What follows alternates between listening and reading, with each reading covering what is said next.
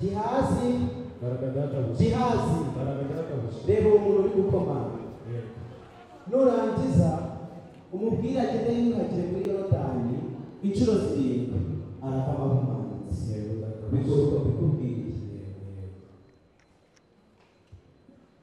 umuhanuzi bisa nabwiye ugenda widumbure muri Yorodani ugahinda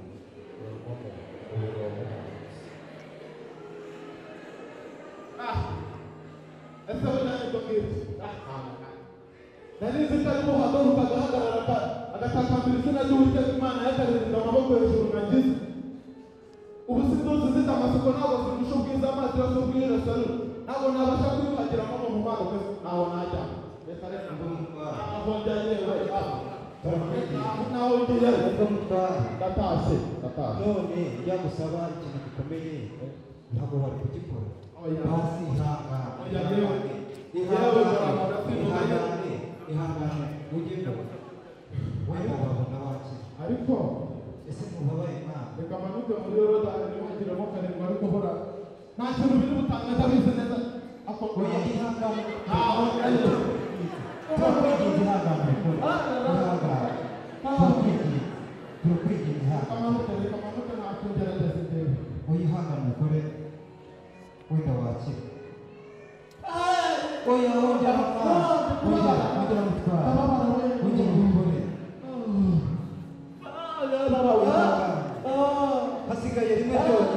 hasigaye rimwe ryonyine ndababara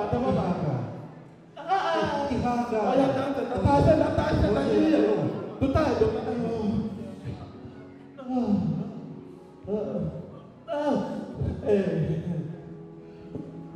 isoko bigenze neza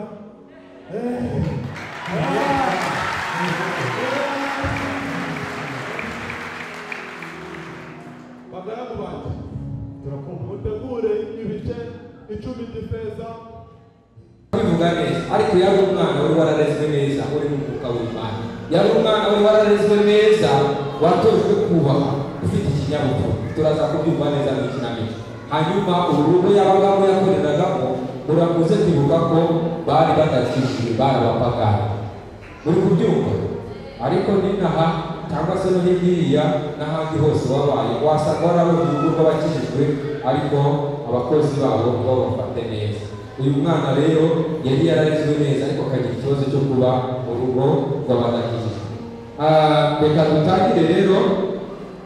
reka dutangire ikinyabutumwa ryacu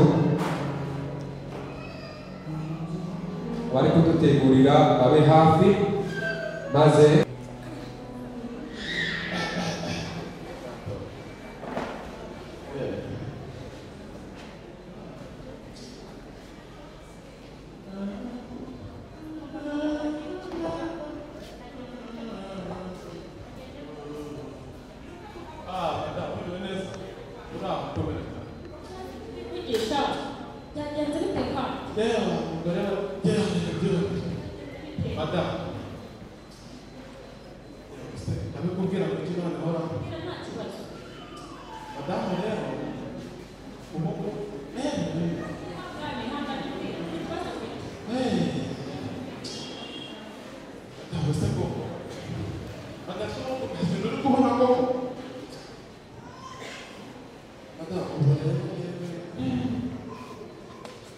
umugabo w'ingabo z'umwami w'Isirayeli ni umutoni kuri databuja nijye Uwiteka ahesha Abasiriya kunesha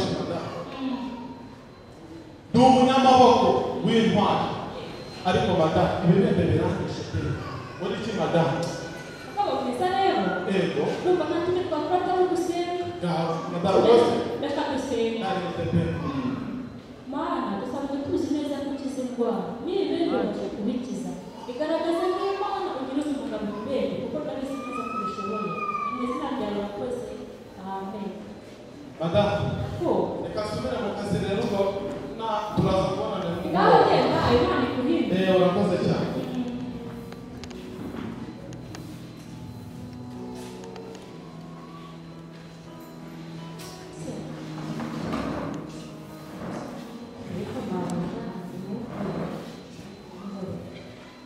Tera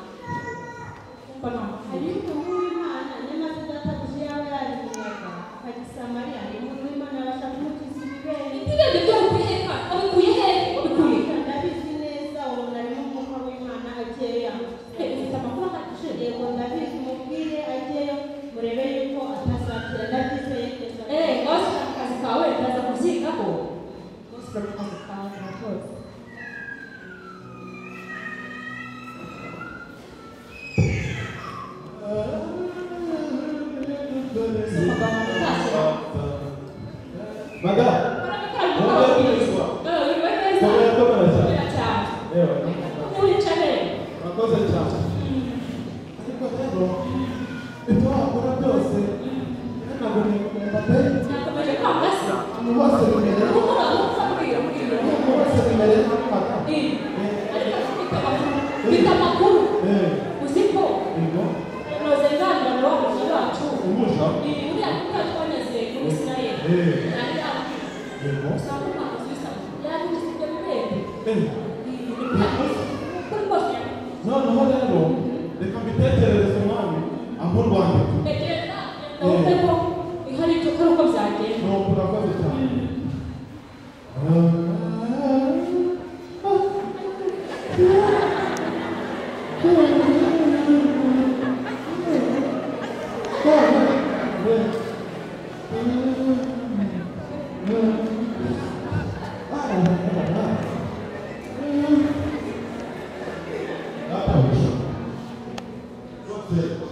wamuja abaturutse mu gihugu cya Isirayeli yavuze ko hari umuntu ushobora kunyuza ibirego none data ndetse tugusaba uburenganzira kugira ngo ngerererweho nakiri ibirego rwose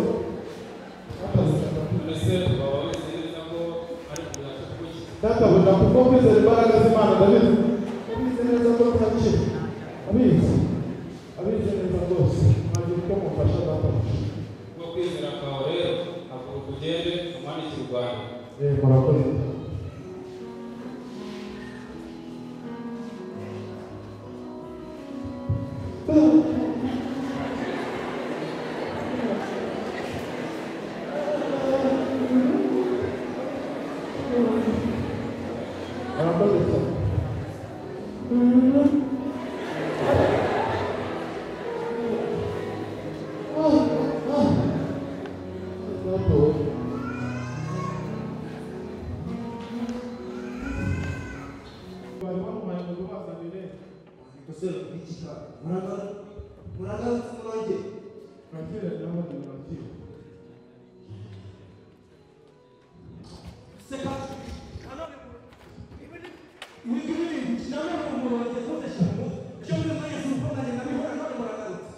Niki gitumye wishishimura imyenda yawe?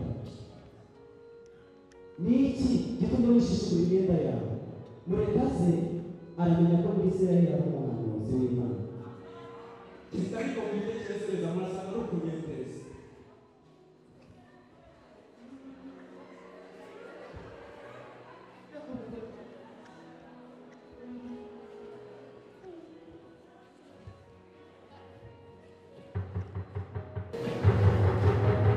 Gihazi,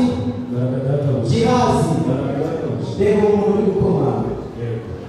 Nurangiza umubwire agende yiyuhagiye muri Yorodani inshuro 7 aravamo ahumanutse. Bikorwa bikubwiye. Abahoze basabwiye ugende wiyuhagiye muri Yorodani.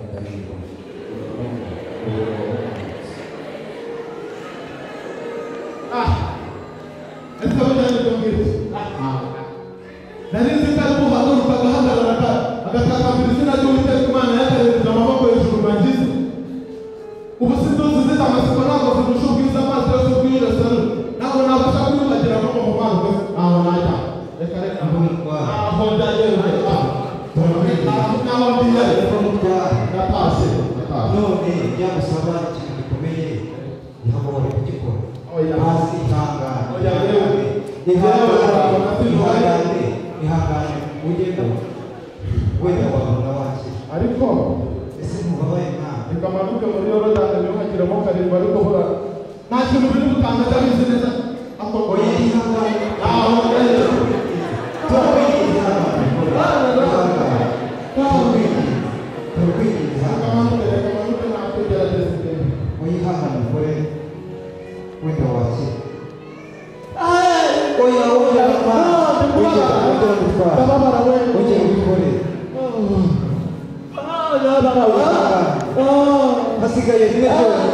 hasigaye rimwe ryonyine ndababara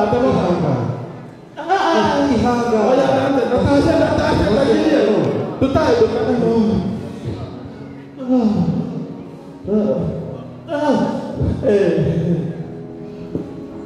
uko bigenze neza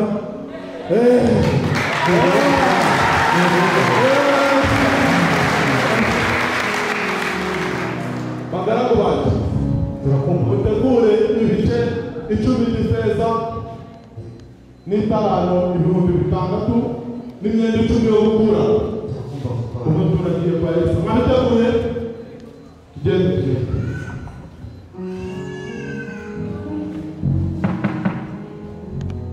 Gihazi w'igiciro. ubu noneho namenye ko nta yindi mana iriho muri isi yose uretse Imana yo mu Isirayeli. None rero ndakwinginze emera ingororano y'umugaragu wawe rwose databuja nakira ingororano y'umugaragu wawe Murakoze nta kintu bwakira. n'ingororano y'umugaragu wawe rwose Ndakurahira ko Imana ikoraho ko nta kintu cyose ntaheruka kizaba bwakira. none rero uko mutabyemeye mumbabarire munyemere nk'umugaragu wayo imitwaro y'ibitaka ihetse n'ingamiye ebyiri basi uhereye uyu munsi nta yindi mana umugaragu wayo azatanga igitambo cyoswa ndetse n'ikindi icyo ari cyo cyose uretse Imana yo muri Isirayeli. Ibyo yabibwiye uburyo akiri umufata ugiye icyo mwiyakira uri gutuma umuhanuzi wabyamucanze. Bagaragu bacu turatashye tugiye mu rugo.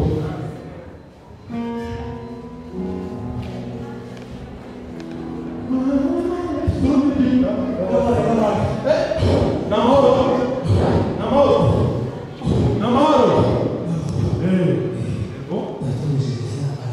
yego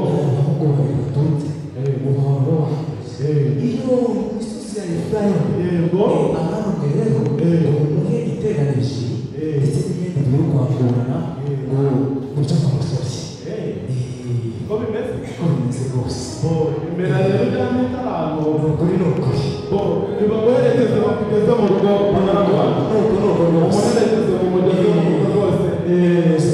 umugezeyo rwose bakugezeyo Parido urabona rero tugeze mu misozi iwacu ahangaha ni mu bima tubasha kubigeza amahoro sibyo se ni mwiza rwose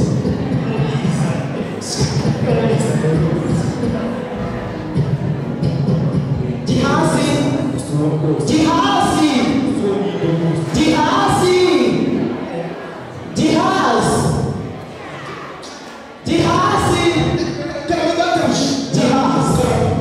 uvuye Gihazi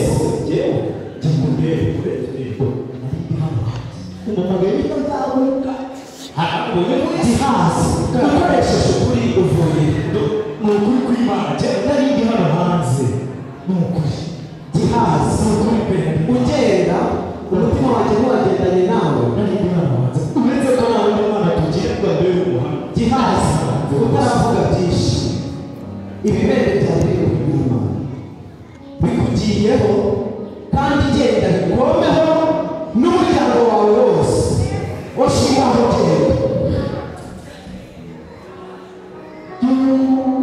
birajyana biricaho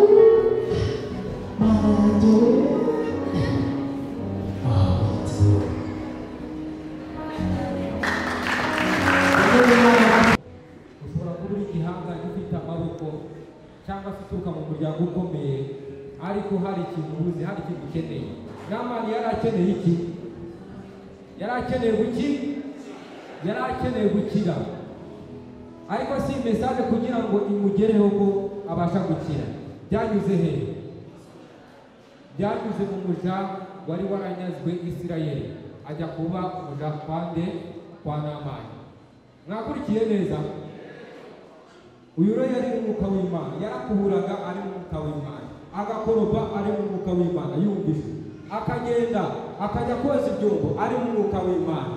Icyampa ngo niba hano hari umukozi cyangwa se hari umuntu ugira abantu afasha mu rugo, umwuka w'Imana ajye amukoresha, ajye akorana nawe. Haleluya.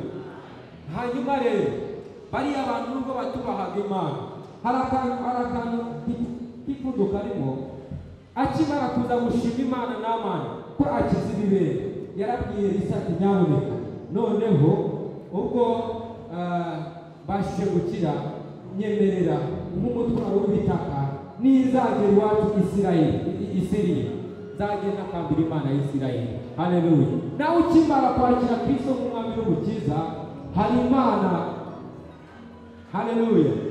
Ukimara kwakira Kristo nk'umwami n'umukiza, hari indi mpano, hari andi mavuta wakiriye. Yesu nashimye cyane. Mu kazi ukora, aho wimukiye, aho utuye, bagomba kumenya ko hari Kristo wakiriye muri wowe. Amen. Hanyuma rero yajyaga gusenga, kuko ngo isi yabasengaga ibigirwamana, ntabwo basengaga Imana yo mu ijuru, ariko yafataga kagataka agapfukama ati Imana ya Isirayeli. Haleluya. Imana ya Isirayeli wumva gusenga, wangishije ibibembe byari binyishe mu gihugu cyose cy'Isiriya, nta muntu n'umwe wabashaga kuwukiza, akira icyubahiro agasenga Imana ya Isirayeli. Dusenga Imana wawe. Haleluya. Imana yo mu ijuru, Imana nziza kandi Imana ikiza. Igihe gitoya twari kuvugaho byinshi, ariko uyu mukobwa iyo wavuze karagiteri ze, yari umukobwa w'imico myiza, warerewe ahantu heza, wahawe uburere n'ababyeyi. Aho yageraga hose ntabwo yatakazaga umuco. Yabigize kubw'imbabazi z'Imana, nimuhindura karitsiye waba ujya mu buryo utazi, jya uhamya Imana wamenye. Haleluya. Reka tugarukirize aho ngaho.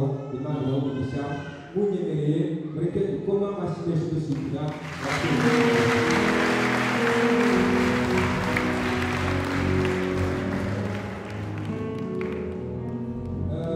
reka twakire indirimbo imwe nanone y'abashyitsi. Abashyitsi bongere badukomeze n'indirimbo imwe. Turaba turimo twitegura umwanya wo kwakira ijambo ry'Imana, kandi ndabizi neza biraza kugenda neza. Turabakiriye kwita ku kwaya muze ngo mbere indirimbo